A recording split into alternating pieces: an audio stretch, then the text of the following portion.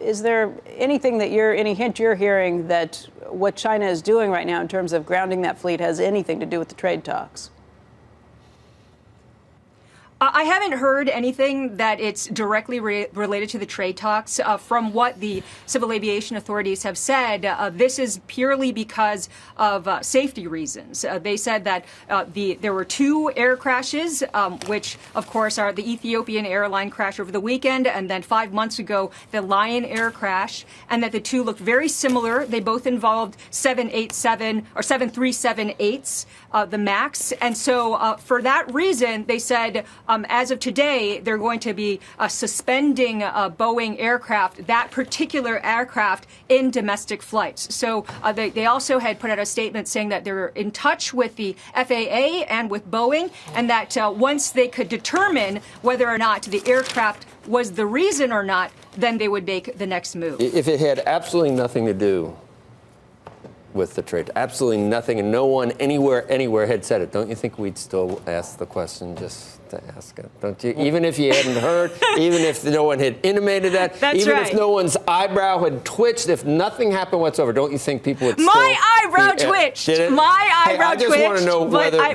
But in terms of official lines, no, I have not heard from the company. What I about haven't this talked chicken, to any though? officials who said that the 2 are related. Do you know if they had that chicken that I mean, he had? what was going on? Just to give you a little, give you a little context. So also over the past 24 hours, there was a lot on social media where people were actually giving each other tips on how to avoid getting onto a Boeing 737-8 MAX plane. We're all wondering about it here. I looked at my flights we're all wondering but about it. The question I had that apparently there's an app that you could use and that it could help identify the aircraft.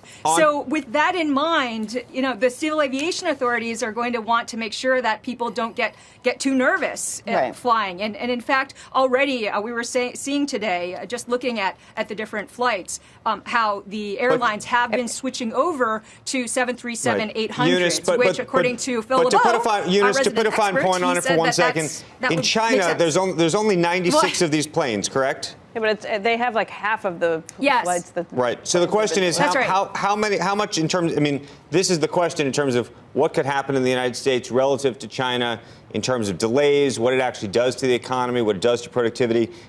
Is there a sense this is going to create a meaningful problem in China because they're going to ground these planes?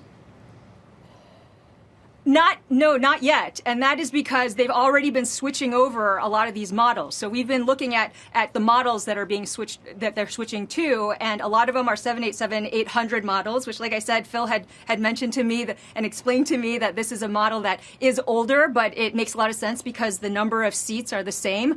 We also saw switching over to 737-700s, which I presume are older than the 800, and also to some Airbus planes. So they've already been switching over in order to make sure that that there isn't any disruption to air traffic. But the reason why people are raising their eyebrows is that typically, at least historically, when there has been a crash, even if there wasn't, you still would. Well, but believe me, and you got those big eyebrows in a raised. Home. No, but typically the home country, if you will, that's made a plane airworthy or not, has been the leader in terms of determining whether a plane will stay in the air or not.